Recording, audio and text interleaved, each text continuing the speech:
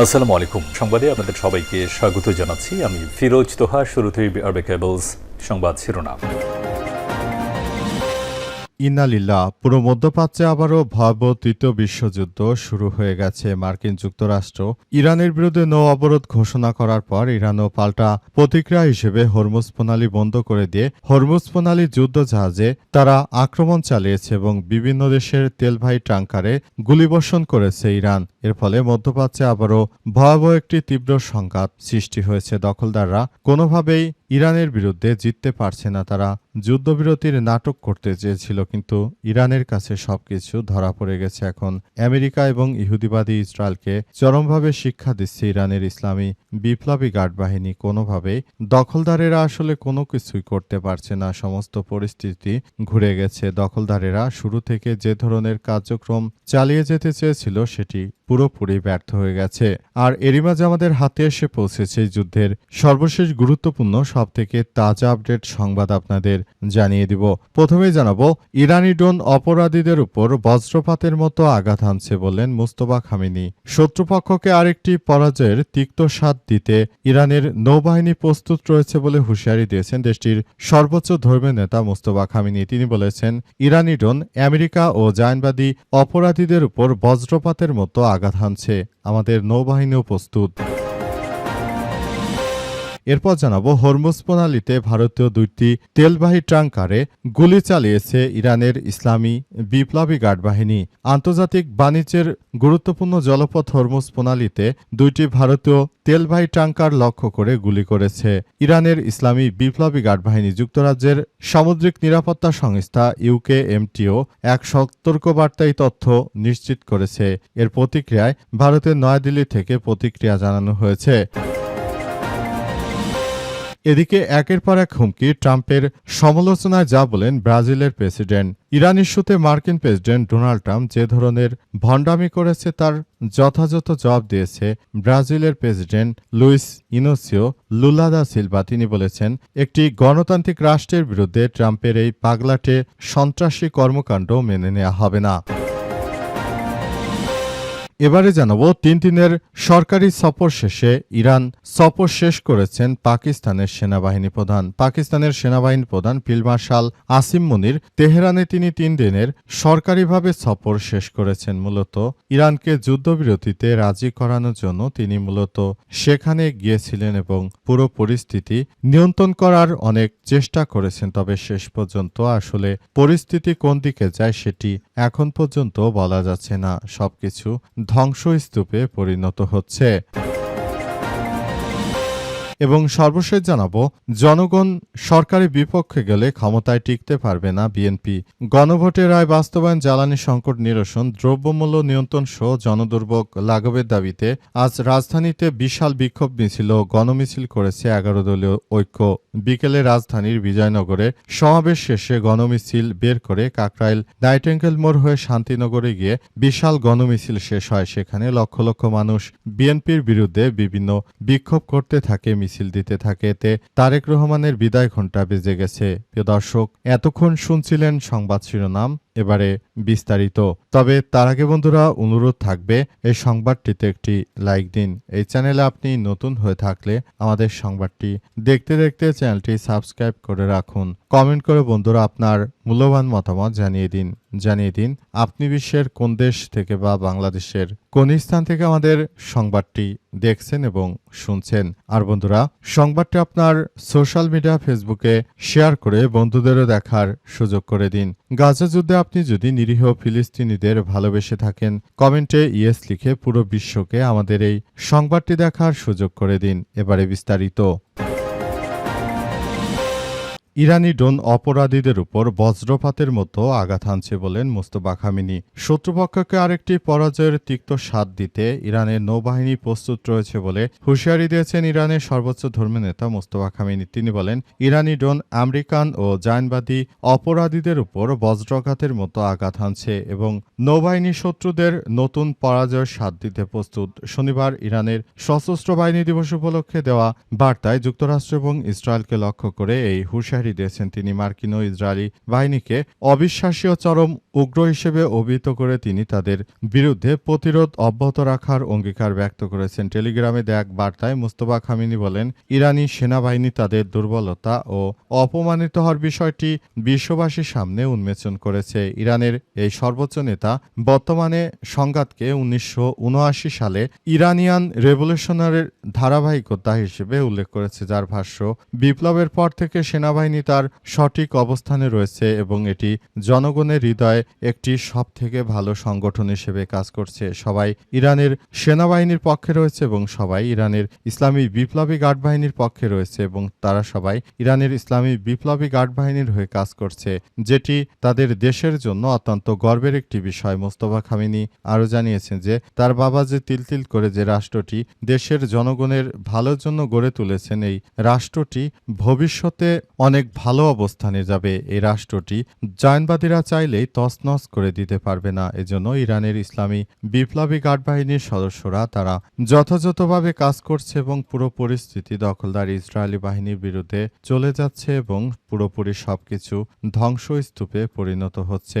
দখলদারদের যেখানেই পাচ্ছে সেখানেই তাদেরকে কতল করছে ইরানের ইসলামী বিপ্লবী গার্ড বাহিনীর সদস্যরা। তারা কোনোভাবে ইহুদিবাদীদেরকে ছাড় দেবে না বলে নিশ্চিত করা হয়েছে। পরিস্থিতি যতই জটিল হোক না কেন, দখলদারদের মাটির সঙ্গে মিশিয়ে দিচ্ছে ইরানের ইসলামী বিপ্লবী গার্ড বাহিনীর সদস্যরা। তারা দখলদারদের যে কোনো মূল্যে এই হত্যাকাণ্ডের জন্য তাদের উপর প্রতিশোধ নেবে বলে নিশ্চিত করা হয়েছে এবং সবকিছুর জন্য তারা জায়নবাদীদের বিরুদ্ধে এই কার্যকর পদক্ষেপ নিয়েছে। ইহুদিবাদীদের বিরুদ্ধে ইরানের ইসলামী বিপ্লবী গার্ড বাহিনীর সদস্যরা তারা কোনোভাবেই দখলদারদের ছাড় দেবে না। হরমুজ প্রণালীতে তেলবাহী 2টি ট্যাঙ্কারে গুলি করল ইরান। হরমুজ প্রণালীতে ভারতের 2টি তেলবাহী ট্যাঙ্কারে হামলা করেছে ইরানের ইসলামী বিপ্লবী গার্ড বাহিনী। ইরানের পক্ষ থেকে জানানো হয়েছে যে তারা হরমুজ প্রণালীতে যখনই ব্লকেড দিয়েছে তারপরই সেখানে ভারতীয় এই জাহাজগুলি আসার চেষ্টা চালিয়ে যাচ্ছে। এরপরই এই জাহাজগুলোকে লক্ষ্য করে তারা আক্রমণ চালাতে বাধ্য হয় এবং আক্রমণ করে সবকিছু তছনছ করে দেওয়া হয়েছে। মধ্যপ্রাচ্য জুড়ে দখলদার ইসরায়েলি বাহিনী যে ধরনের কার্যক্রম শুরু করেছে এটি কোনোভাবেই গ্রহণযোগ্য হতে পারে না। সারা বিশ্ব জুড়ে দখলদার ইসরায়েলি বাহিনীর বিরুদ্ধে সব ধরনের কার্যক্রম শুরু করেছে এবং সবকিছু তছনছ করে দিয়েছে।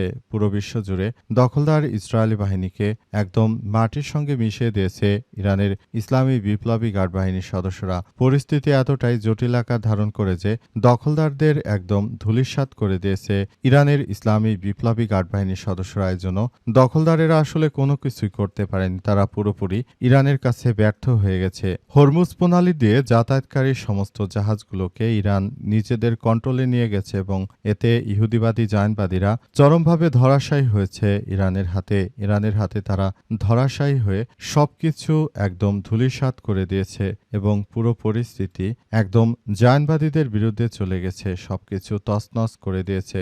ভারতীয়রা এতদিন ধরে যে গর্ববোধ করত সেটি ধ্বংস করে দিয়েছে ইরানের ইসলামী বিপ্লবী গার্ড বাহিনীর সদস্যরা। যে কোনো মূল্যে তারা ভারতের বিরুদ্ধে কার্যকর পদক্ষেপ গ্রহণ করেছে এবং সবকিছুর জন্য এই জায়নবাদীদেরকে একদম ধূলিসাৎ করে দিয়েছে ইরানের ইসলামী বিপ্লবী গার্ড বাহিনীর সদস্যরা।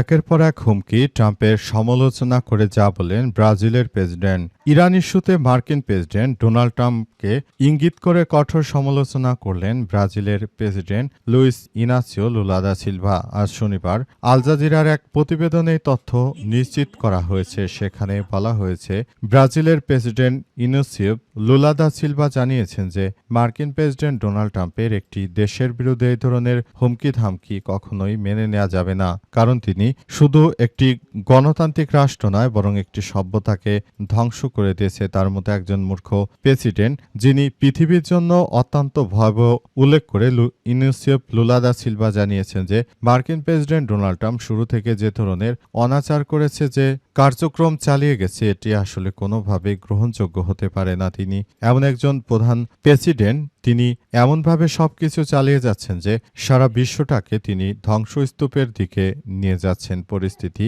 যত দিন যাচ্ছে ততই আরও ধীরে ধীরে খারাপের দিকে চলে যাচ্ছে। পরিস্থিতি এতটাই জটিল আকার ধারণ করছে যে পুরো বিশ্বজুড়ে দখলদার বাহিনীর বিরুদ্ধে এই ধরনের কার্যক্রম আরও তীব্র থেকে তীব্র হচ্ছে বলে সেখানে উল্লেখ করা হয়েছে। পরিস্থিতি এতটাই জটিল আকার ধারণ করেছে যে যে কোনো মূল্যে ইহুদিবাদী ইসরায়েলের এবং মার্কিন যুক্তরাষ্ট্রের বিরুদ্ধে তারাও যুদ্ধ শুরু করতে পারে বলে এমন ইঙ্গিত দিয়েছে ব্রাজিল। ব্রাজিলের প্রেসিডেন্ট আরও জানিয়েছে যে ট্রাম্প এটি করতে পারে না। একটি দেশের সরকারকে উঠিয়ে নিয়ে যাওয়া আবার আরেকটি দেশের বিরুদ্ধে এই ধরনের ষড়যন্ত্রমূলক হামলা করা এটি জনগণ কখনোই মানবে না বলে তিনি উল্লেখ করেছেন এবং তিনি আরও জানান এই ধরনের ষড়যন্ত্রমূলক কার্যক্রম থেকে ট্রাম্পকে অবশ্যই বেরিয়ে আসতে হবে। তিনি যদি এটি অব্যাহতভাবে চালিয়ে যান তাহলে সারা বিশ্ব তাকে যে মান্য করত কেউই তাকে মান্য করবে না, বরং তিনি স্বৈরাচারের ফ্যাসিস্ট হিসেবে আবারও সারা বিশ্বের কাছে পরিগণিত হবে। তার মতো একজন মার্কিন যুক্তরাষ্ট্রের প্রেসিডেন্ট তিনি ক্ষমতায়